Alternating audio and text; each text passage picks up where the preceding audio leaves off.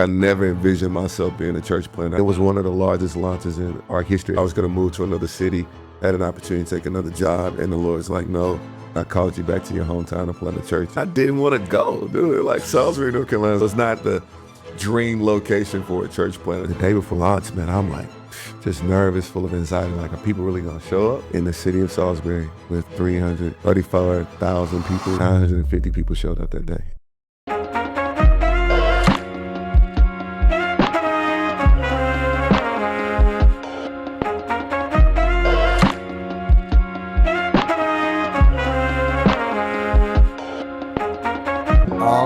All right. Today I'm sitting down with Pastor Derrick Hawkins. Derrick, what is going on, man? Brady, bro, what's good with you, man? Man, so this is our second time to record a podcast. Tell them about the... This is podcast number two with Derrick Hawkins. Which is crazy. So I was actually in Charlotte last year. We sat down, recorded an amazing podcast, like so many gems. It was probably the best podcast I've ever recorded. Bro, it was good. It was really good, man. And then I get a call the next day from the guy that runs the podcast studio. And he's like, Brady, I'm so sorry. None of the audio recorded. And then this guy proceeds to tell me, he's like, but I got the video. I can send you that. And I go, what am I going to do with that? What am I going to do with this? Listen, I wasn't even mad, though. Like, I was talking to my assistant. I was like, man, I don't know. I feel like God wants to do something. And I'm typically like, man, we drove to Charlotte, did all this stuff, got some really good content. I was like, oh, it's going to be dope when this stuff drops. It's going to be crazy. But on this, man, I feel more God on this than in the previous season because so much more has happened. I'll take it. Yeah, so why don't you go ahead and tell people your background, your church planter, pastor, and kind of what led you to where you guys are today. Man, amazing, man. So my name is Derrick Hawkins, and we planted a church in 2024, January 21st, with Art, called Promise City Church in a small city called Salisbury, North Carolina. But to be honest, like I never envisioned myself being a church planter. I was a successor, I thought, took over a church in 2016 with a church called The Refuge, and we merged our churches together back then. And then just like, man, 2021, just started feeling the stirring that I felt like my season of time in Greensboro was up. There was nothing wrong, man. We were growing, amazing church, amazing people, and they're thriving to the day. I just felt like the Lord was calling me to do something else. And I initially didn't think it was church planting. So I was going to move to another city, had an opportunity to take another job, and the Lord's like, no, and I called you back to your hometown to plant a church. And so, man, got connected with Art, the amazing Dino Rizzo, the amazing team of Art, the Roberts, and there's so many amazing people that just helped me to plant, and man, now we're here. That's huge, man. That's huge. Man, kind of like Jesus going back to Nazareth, going back to your hometown. What was that like, planting a church in your hometown? Man, I didn't want to go, dude. Like Salisbury, North Carolina is a city of like 34,000 people. So it's not the dream location for a church planter. So I'm like, Charlotte, I'm like, I want to maybe Concord, something out. But I went to my pastor and just really talked to him about it. I'm like, hey, man, wherever you tell me to go, I'll go. Like, I was submitted to the process of just like the Lord leading me. And I have a good friend of mine that's on our board, a close friend of mine, Kenneth Locke, pastor of a church called Evolve Church in Milwaukee. And he called me one day. I called him and was like, man, tell me about this church planting thing. What do you feel? He's like, I think you're running from your hometown. So, crazy story. I buried my grandmother on August the 22nd, 2022. And on August the 23rd, the global CEO from United Way comes to my house. Man, that's crazy. Angela Williams, like one of the top 50 most influential people in the world, is in my house in Salisbury, North Carolina. Like, how does that even happen? And she told me something. She's like, a prophet is without honor in his own hometown, but that will not be the case for you. And from there, like something just like dropped in me. Like, oh man, maybe I am supposed to be home. Maybe this is the place that God's calling me to. And it's been a dream, bro. It's been one of the greatest things I've ever done in my life. Yeah. What would you say to a church planter that they feel like God's calling them to plant a church, but they don't know where that location is? Man, I would just say, like, above getting counsel, like counsel is amazing. Like good friends, good wisdom from people is great. But I'm like really like discerning the voice of God for where he wants you to be. And sometimes it's not the popular place. Like sometimes it's just the set place that God's like, hey, I have purpose here. It's need that I go through Samaria. Like we understand the story of Jesus, like getting to the woman at the well, like wherever it is. Like if it's a necessity for God, then it's always God's purpose and his timing that's in it. So I would just say discern the voice of God. Get around good counsel and good people, but discern God's voice for his direction where he wants to take you, because he can cause you to prosper and thrive anyway. It's huge, man. That's huge. So you feel like God's calling you to plant in Salisbury. Yeah. What are kind of your first steps to building that initial launch team? Man, it's crazy. So, man, thank God for Art, man. Art just has phenomenal systems. Anybody that's like advocating for anything about church planning and knowledge, like Art is one of the best organizations in the world. And so like I just felt led to like maybe like look them up. And so we started going to these, conferences, like learning more about Art. So Art was the like number one step for me to get connected to learn how, because they give you a blueprint, a roadmap of how to do it. And so then inside of that, they give you a launch coach, and Brian Bullock just so happened to be my launch coach. And so he was telling me like, man, dude, I think you should like connect with this guy named Brady from ChurchCandy. Like, I was like, oh, okay. Like, so we got connected. It was early in the early stages of like your like ChurchCandy becoming what it is now. And I just like follow the blueprint. So Ark always tells you like, hey, follow the blueprint. Like, don't try to take something. Don't get cute. Don't get cute. Like this. And sometimes it's like, oh man, do I really have to do, interest parties or launch parties? Do I have to do like all of this stuff? Do I need to send $20,000 worth of mailers out? It's like, yes, and keep doing it because it actually works. But the marketing piece was something I was basically new in. I didn't know how to, run ads, but man, just getting connected with you, listening to my art coach, Brian Bullock, and helping me, and just like leaning into God's voice and strategy on top of that to figure out how we could work it. Yeah. Let's say there's someone out there listening to this now that they feel like God's calling them to plant a church. Okay, they hear you talking about ARC, they hear you talking about interest parties. Explain what even is an interest party? Like, what is that? Man, so in the beginning of your phase of like launching something, you discover the city, like you discern like, hey, this is where I'm supposed to be. You want to get people who are interested, like-minded in a life-giving church that's coming to your city. Well, how do they know about it? You literally have to throw a party to say, hey, man, a brand new church is coming in. So, hey, Promise City Church is coming in the city, and we're looking for people to be a part of a launch team and getting excited about a thriving church that's coming to your city. And so we did this thing called interest parties, and we did probably like 3 of them before our launch. Our first one was crazy. Like 230 people showed up in the rain to an interest party. And literally, we would just cast vision. My wife and I sit down with our team, just like, hey, man, this is our burden for our city.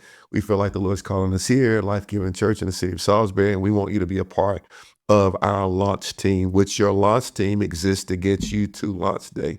Everybody that starts with you on a launch team might not stay with you, but, ARC teaches you how to just go after those people and really getting them engaged in a life-giving church that's coming to your city. So that's what we do. How do you cast vision and get people bought into a church that doesn't exist yet? Man, that's a really good question, man. You have to sell compelling vision. Like, when we were doing interest, my grandmother just died, and my story was before she passed away, she really wanted me to come back home.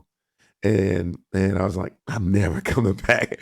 The song's ready to play anything or do anything. She's like, I just feel like you're supposed to come back home. So my story was when she passed away, instead of me having a burden to want to leave the city, God gave me a burden to want to come back. And so I was being able to share that vision of me coming back to Salisbury. And I could say like the city was full of so much hope and hopelessness at the same time. And getting people to buy into like, hey, man, what would it look like to have a diverse, multi-ethnic, multi-generational church in the city of Salisbury? And what can you do to be a part of this dream that God is bringing to our city? We both love our city. Everybody that came, you're interested in, want to see your city become better, and you want to be a part of that. And we believe that Promise City Church is the place that you should get plugged in and be a part of. And I just casted that vision, man, over and over. So much so like I could recant it in my sleep. And but people just connected to the vision, and they saw themselves as a part of the solution to something that they saw inside of our city. And it just worked. For sure. So these interest parties, you're getting a lot of people together. You said in the rain, where are you doing these interest parties? So man, there was a couple that was technically not even come to our church yet. It's a venue called the Garrison Venue. It's a wedding venue. And like Brady, like it's not in the city, it's in the middle of nowhere. So people are like driving out in the middle of nowhere, like cars are backed up. Almost like wedding venues, how they're like in the middle of the woods. In the middle of the woods, stuff's outside, and it only holds like 160 people comfortably, and we're packed out in the rain. And so we had food trucks bounce houses for the kids. Like we wanted to have connection cards, people sign in. But the good thing about it, because we ran ads through Church Candy, like we would have these signups and people like blowing us up on ads, and we had a team there just to get their information as a way to connect with them after the interest event. Because you got to sell it. Like, all right, it's great. People come and eat your food. It's like, hey, Super Bowl party. They'll come and eat all your stuff, and then they'll leave your house dirty, and then you never hear from them again. So, like, how do we get people engaged, like literally connected inside of what's going on? So we had to close the back door, and Church Candy helped us to close the back door. Like, taking them through the process of, did you come? And if they came, did they come? If they didn't come, hey, man, you missed this one, come back to the next one. Yeah. And so we just worked the process in that, and more people came. So we winded up having like 230-something people sign up for our launch team, which was unheard of. It's a city. It's not Charlotte. Like it's not Raleigh. It's not like those cities in North Carolina, if you guys are not from there. It's not a big city, man. It's a small city. So to have that many people interested in your church in that short amount of time, it was crazy. That's crazy, man. I guarantee you there were people listening to this that are like, man, I would love just to have 230 people in my church. Right, bro. Yeah, it's crazy, man. Yeah.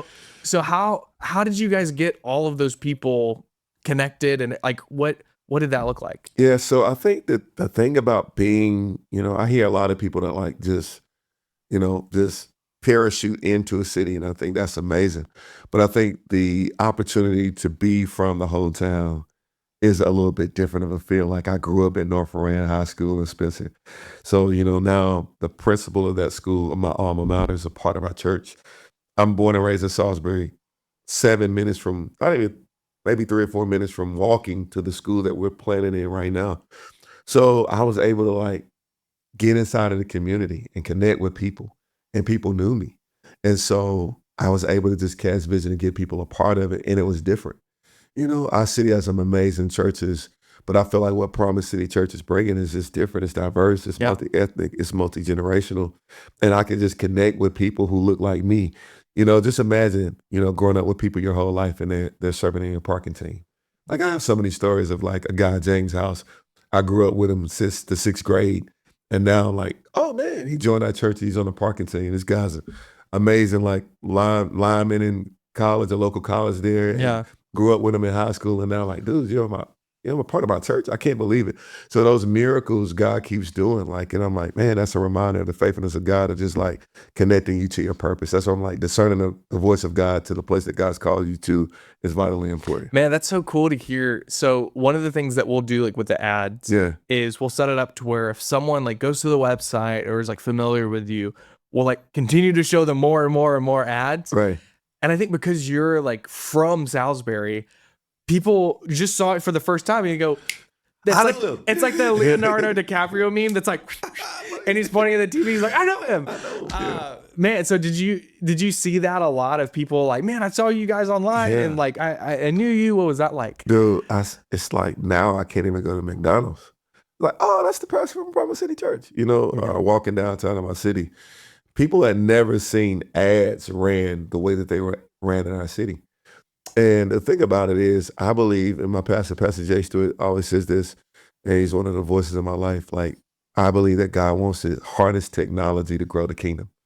And sometimes people get intimidated by technology because they've never seen it work effectively. And so what we were able to do is to partner with what God was already breathing inside of us, and partner with something that God had momentum on, and connected it.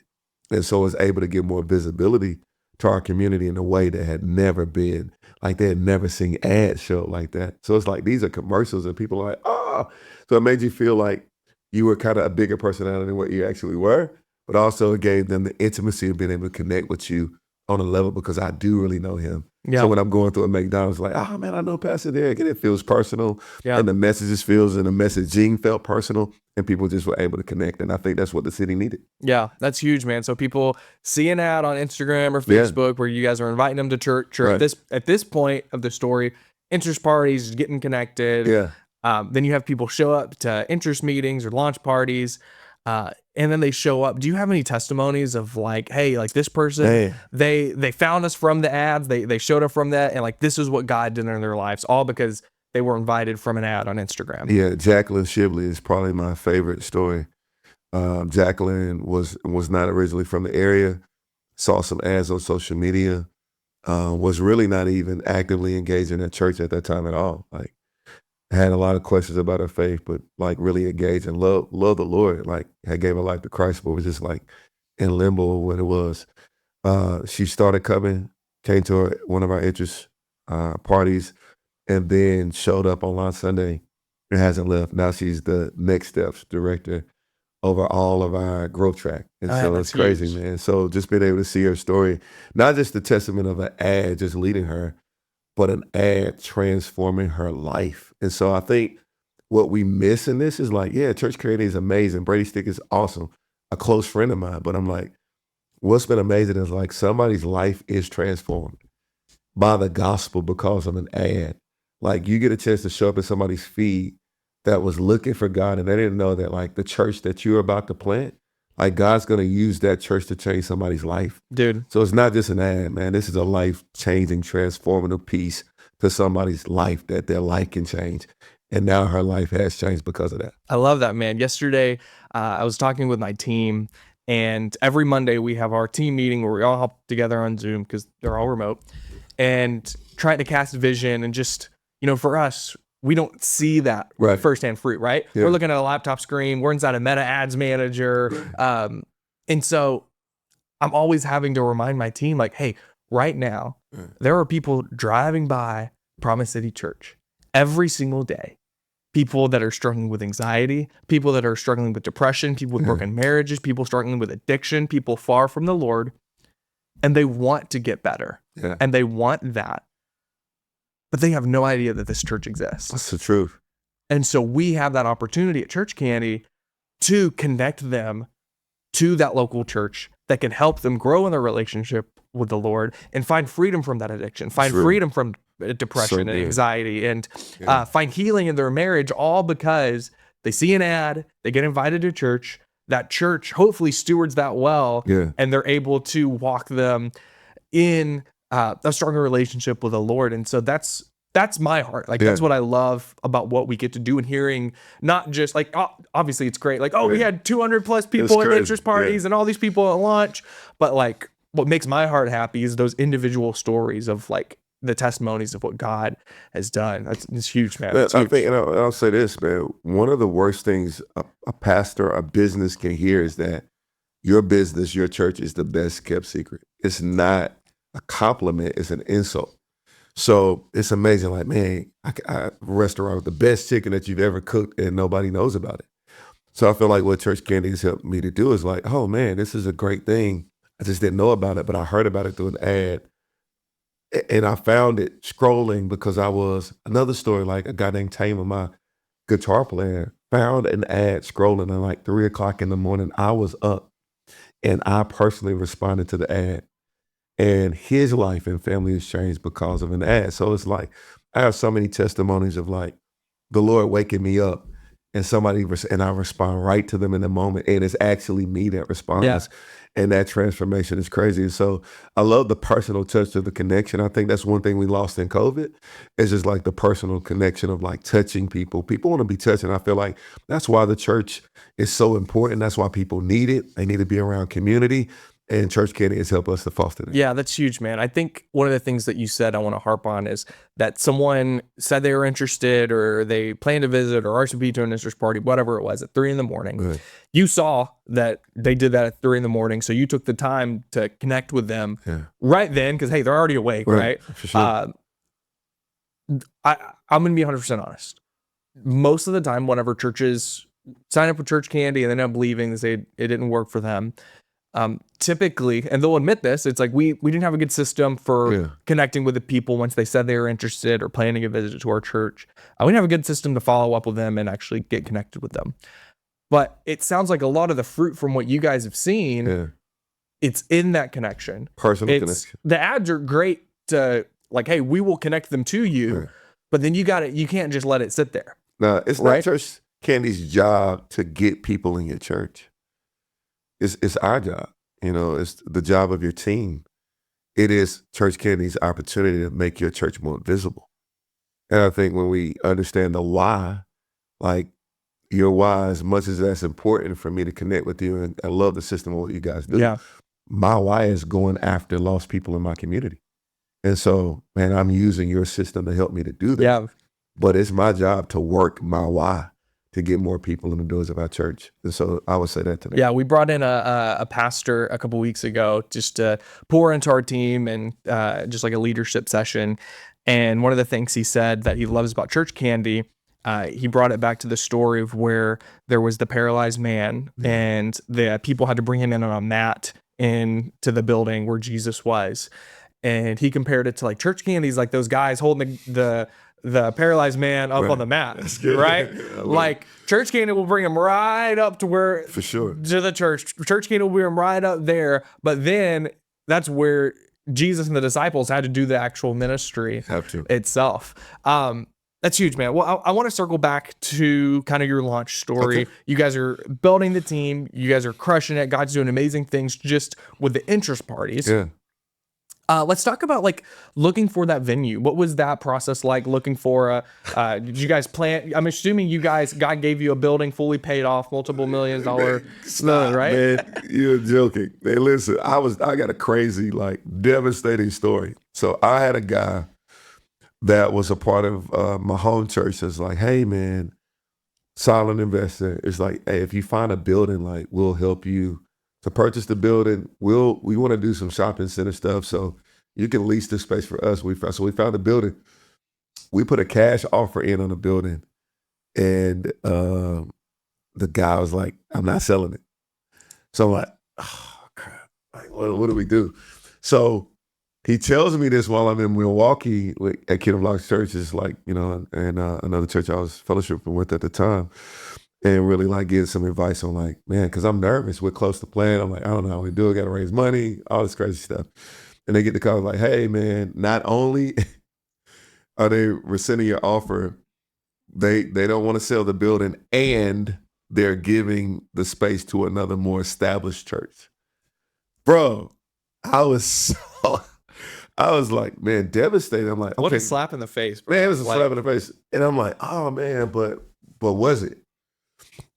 So I was praying, and there was a teacher that is now the principal of the school that we're going to, that I remember when I was in school. He was a teacher, and we just had a great relationship. And I reached out to him on social media. I was like, hey, man, I don't even know if you remember me, but man, I feel led to come back home and plant a church. I would love to see if you would allow us to utilize your school to do so. And he was like, yeah. Brady, I had never saw the school before. Like, I committed. I was like, dude, if you're going to give me the building, I'm going to take it. Yeah. Boom, I go there. They had just put like $500,000 worth of renovations in the school. Mm. So it was an auditorium, beautiful building, like theater type atmosphere, centrally located, 4 to 5 minutes from my home town, where home house that I grew up in, and connected to a part of the community that has my heart. And when we walked through the building for the first time, it was like I heard the Lord's like, man, I upset your plans to give you my will. And that changed everything for me. And that was the day that I knew, like, not only is God with me, but God is for me. And he knows exactly where he wants us to be, because it's his church. We just get a chance to steward it. And when I tell you, man, the Spirit of God has met us in that place. And now, like, if I would have been in the building, first of all, we would have outgrown it. Which my wife, I always listen to the Holy Spirit in your wife. Secondly, man, we wouldn't have had the opportunity to pray and serve our city in the same way that we do now. And the diversity that we see every Sunday, because it's one of the most popular schools in our city, people know it. Yeah. And they show up because it's right here. It's convenient, man. So that's my story that broke me, but also like set me up for the greatest blessing of my life. Tell me again, what was it the Lord said? I upset your plans. Yeah, to really reveal my will to you, like to show you my plan for your life. Dude, that reminds me of when I tried to start Church Candy. This was like 2018, 2019. You can, please don't do this, but you can scroll back on my Facebook and you see, I'm gonna do it. You see young videos of Brady, which I'm still young, but like younger videos of me, like trying to like teach Facebook ads and for churches and trying to do this. And I spent like 2 years trying to get Church Candy off the ground, or just something, because I knew the Lord gave me this vision to start Church Candy. Yeah. Nothing happened, dude. I was like so discouraged. Yeah. Like, all right, Lord, I feel like you're calling me to start Church Candy, but nothing's happening. Yeah. Well, then what happens in 2020? COVID. Man. And all these churches shut down. So imagine if I would have had traction. Imagine if Church Candy started back in 2018, 2019. I go all in, quit my full-time job, go all in on it. You know what happens in 2020? I'm gonna get all these phone calls from pastors like, "Hey man, we gotta take a break. We would have been shut down. I would have been, I would have been struggling." Yeah. And I remember throughout that season, the Lord kind of revealing to me like, "Oh, cool." Exactly what you said. I disrupted your plans so my will could be done, and basically waited until like post-COVID for us to really start having traction with Church Candy, because now in the Lord's, in knock on wood, in the name of Jesus, we're not going to have another massive shutdown in the world. But like we're now in a season to where like, hey, we're like, I just Church Candy would not have existed if I started that then. That's good. But that's huge, man. So, you know, God's ways are higher and his plans are bigger. So I love that. So for you guys, did you all spend a lot of time shopping around and looking for buildings? Like, what did you guys look for before you sent that cold DM to your old teacher? Yeah, I did, man. I've learned in my life, like, God knows our protection. So like I can force it or I can just wait on him. Like, he's a good father. Like, he wants us to prosper. We know that in Jeremiah 29. So we know that. Like, we know the thoughts that he has for us. And so if I really believe that, and I believe that he sent my wife and I to plant it, then I'm like, he has provision for us. So I didn't get ahead, but that didn't mean that I didn't deal with frustration. So for every pastor, it's like, man, that sounds amazing. But man, what do I do when I don't know where to go? Like, just trust him and keep knocking. You know, we just kept knocking at the right door. And I just steel myself, because one thing discouragement can have a tendency to do is to keep you from seeking the Lord. Like, his first assignment is to like make you discouraged and like, oh, God's not for you, he's not with you. And so I just had to steel myself in the reality of like, that's a lie. God is for me, not against me. And if God called us to this city, then there's always a place prepared for us to be here. So I don't have to worry about provision. I just have to trust his timing in the way that he makes his provision for us. So we didn't knock a lot, man. I literally went 2 places. The first no, and then the second one was a yes. And the Lord has been faithful and given us extreme favor. We've been able to serve that school and just been faithful to our community since we've been there. And it's been the greatest blessing. So much so like I don't want to go anywhere else. You know, it's been that good. That's awesome, man. So let's talk about Launch Sunday. Okay. Yeah. What was that process like? What were your launch numbers? What did that look like? Scary. Like, Launch Sunday was, you know, having a child for the first time. You know, you're excited, but you don't know what to expect because, like, I've never been a parent before. You know, like, I think I become so comfortable, like, assisting and serving somebody else's dream and vision. I was good with being a number 2, so now, like, having to worry about who's gonna come. And I was telling her the difference between launch and year 1 was like, all right, I don't know what to expect, but now, like, we build consistency and I can literally worship God for what he's done. But man, the day before year 1, I mean, before launch, man, I'm like just nervous, full of anxiety. Like, are people really gonna show up? 950 people showed up. And it was one of the largest launches in our history at that time. 950 people showed up in the city of Salisbury with 334,000 people that were in that community. 950 people showed up that day, and it was amazing. Salvation is the presence of the Lord, like, just, and I've been blown away. Like, I think I've been more blown away. Like, God, you really are faithful.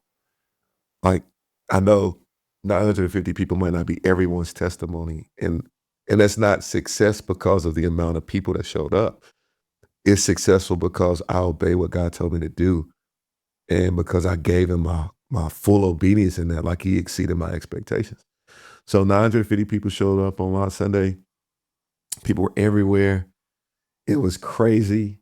And man, Is that was all one service? One service. So it's crazy. I could have done 2 services and probably blew it up even more. To be honest, the reason that I'm not probably as big as we could be is because of me. Like I've been reluctant to move to 2 services. Like all the things that Art told me to do, like to do it. So we're doing that on Easter. So we're running about 600 people a week now, but we had 289 salvations in the first year. Wow. Which is crazy, man. We're almost at 100 in the first 3 months of this year. And we have so much momentum going to it that we have to go. This Sunday, we had 113 kids. So like we're busted out of the seams in every area. And it's not because we're not ready to go to 2. I just have been so reluctant to make sure that I'm not doing it. I'm not doing it for numbers. Like I'm just doing it because God's pleased with what I'm doing and what He's called me to. But it's not been because of Church Candy or the lack of people wanting to come. I'm like, hey, can we just slow down for a minute to get my leaders and teams prepared for what I feel like God is calling us to? But 950 people on last day, and ads were a major part of the visibility of people. And we had so many people sign up to come to Launch Sunday. It was crazy.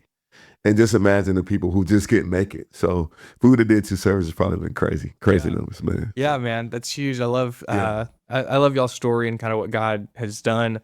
So you launched the church. You go through in your first year of pastoring a church that you planted. What was that like? What did you learn throughout that process? Humility, man. I don't get too emotional. Like man, God loves me. You know, He really does. I'm falling in love with my city. You know, I'm falling in love with my community. Like I would have never saw this. Like I didn't plan it, but it's everything that I needed, and I didn't even know I needed it. What I've learned is that when you faithfully do what God has called you to do, like He takes care of the details. Like He really does. Like He does. It wasn't like by happenstance I met you. It wasn't by happenstance that Brian Bullock was my launch coach. Like the steps of a good man are ordered by the Lord. Like He ordered every single step. And what I would encourage every church planter, whether you're a church of 30 or 3,000, it's like, it's still His plan. And so don't be discouraged when it doesn't look like, does this look like what I thought? Absolutely not. Like I would love to be at 5,000 people, but it's everything that He wants it to be. And just allow the Holy Spirit for me is leading me in what His plan is. So I've learned humility. I've learned to really faithfully trust God in everything. And I've seen God blow my mind. Like, I didn't think this was possible in my city. Like, I've never seen it. I didn't see it growing up. Seeing it now, Black people, white people, young people, old people, Hispanic people, like Asian, all types of people coming every Sunday is like mind blowing to me. Oh my God, thank you. Like, thank you for entrusting the imperfect me to do what you're calling us to do. And I want to do this for the rest of my life. Yeah. Yeah, man. That's huge. I love so much of that for you. Yeah. It reminds me, I need to be careful how much I complain about my hometown. Yeah. Because I do not want the Lord to send me there to plant a church. But that's crazy. But I love that for you, man. That's crazy, bro. That's crazy. But for you guys, you know, give some wisdom to other church planters out there. What would you do differently going back throughout planting a church again? Nothing.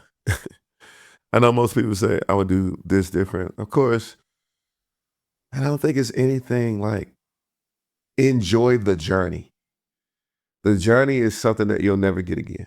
The journey, like journeying to. And I think don't allow complacency to come in or comparison to what God is doing in somebody else's life.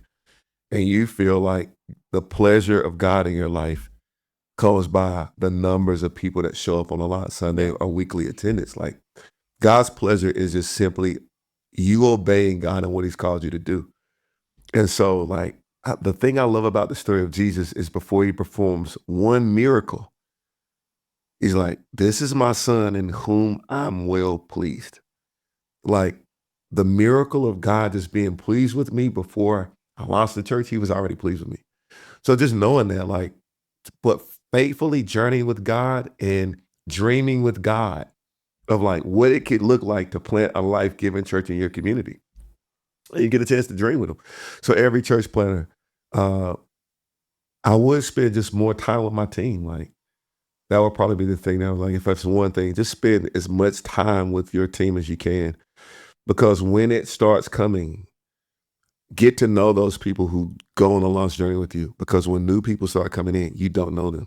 You have to get to know them. But your launch team, you have a year or 2 years to do life with them. Get to know them, because that becomes the accountability we talked about. That becomes the people that you can do life with and trust and just lean into, because this stuff comes at you so fast. It's so easy to see how people get caught up in it. Yeah. So you got to be careful in that. That would be the only like challenge, and maybe even slightly a warning to people who are like, yeah, man, we all read stories all across the world of things that happen with God, things that we make bad decisions in. So I'll just take the time, enjoy the process, don't rush it. Pray that God sends you the right team. Here's the biggest thing, like, don't be disappointed if somebody that starts with you doesn't stay with you. Like, it's okay. It's a part of the journey. So just as much as God is giving you a dream, be willing to support other people in their dreams if God calls them to do something different. Yeah. Be okay with that. Like, live our lives with an open hand and let God do the rest. I love that, man. I love that. So for you guys, when it comes to spending time with that team and developing your leaders, who were some of the key leaders and key positions that you needed to raise up throughout planting and then your first year of launch? I know people a lot of times wonder, like, okay, what's the first hire we need to make? Well, for me, like, for my team, as far as like team, I feel like guest experience, like our dream team, is arch language. Like, that was important for me, because I needed to have a person that was good with connecting people. Your setup and tear down team, because those are teams that are ensuring that every week that you have church and service and do things well. Dream team, serve team, like setup and tear down team, those are two vital teams. And what's y'all's call time in the morning? So, man, normally 6 a.m. Yeah. Yeah. And so you need a strong kids director, because if you want strong families, you have to have strong kids. Your worship team is vitally important. The culture of worship is vitally important. Those are some immediate areas, like off the top of my head, is like, those are the areas that you really want to focus in on. And you just don't want to get people who are like, hey, man, I'm good with kids, but do you love them?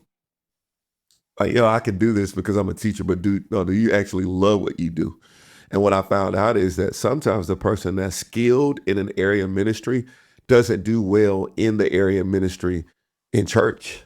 And so you have to find the person that's passionate about doing ministry because they feel called to it, not just because they're skilled in it. And so that's the thing that I feel like I've discovered and developed in my team building approach. So what spending time looks like for me is just practically invite them out to dinner, invite them to your home, doing life with them, and not being more concerned about their function than who they are as people. Like, get to know them for who they are as people, and then invite them in and do life with them. Pastor their kids, like, their kids are a part. When you go after adults, like, you're actually going after families. So if a volunteer is showing up at 6 o'clock in the morning, 9 times out of 10, they're bringing their kids. So you got to know their names, get to know them, ask them how they're doing in school, show up at certain events for them, because you pastor families, man. So I just want to try to spend a lot of time with my leaders' families and just like let them know how much I appreciate them. I love that, man. I love that. So you mentioned going from 1 to 2 services this Easter. Yes. Back whenever we met, I think it was like in October, I was kind of giving you a hard time. Like, why aren't you guys at 2 services yet? Dude, you were drilling me. So talk through that. Right. A lot of the times going from 1 to 2 services to a church, it comes down to capacity, whether it's literal like room, building, or kid space, or parking lot, or a pastor's capacity. I'm friends with a pastor in my hometown. He's got some health issues. Yeah. And one of the reasons they're not going to 2 services is because literally he doesn't know if he can preach have the energy to do that. And so for you guys, at what point did you feel like you needed to go to 2 services, and what stopped you? Because you said in October you were about to do it, and it's April. Dude, he's going to run that in the ground. Okay, so our kids are overflowing, which we put pressure on teachers. So you got to multiply your teams. And one of the reasons we're going to 2 now is, and one of them is parking. Secondly is parking. People are parking in front of people's houses, and like, you don't want to have a bad relationship with the community that you're in. And so our parking is different because we have like 3 sections of a parking lot. So we actually have a bus that buses people that walk from parking lot C, because it's so far away from our school. So we're like, man, but if we can break this down, we can get more people in parking lot that's A, and they don't have to go to parking lot C to park. And so maybe we'll see a difference in that. Lastly is young families. What I had to realize was like nap time is at 11:15 for a lot of kids, a lot of your young families. And so there are a big demographic of people that we're not reaching because we want to be at church, but my baby doesn't do good at 11:15. Like they're ready to take a nap. Yeah. So I had to adjust to that. I didn't know that was a real thing, man. My youngest kid is 14. So I'm like, it's been a long time. That's me. That's me and my family. Yeah, right now. yeah. So it's a real thing. So I had to be like sensitive to that, and also like multiplying our team's capacity by bringing more dream team members on, which we have about 200 people on our dream team now. So just adding more to them so we can stretch that and grow it in more in different ways. How's your team? How have they taken? I'm assuming they know going to two services. Yeah. How are you able to cast that vision? What's their how have they been taking that? Man, they're excited, man. Like, of course, every pastor feels like I have the best church in the world, best team in the world, and you should.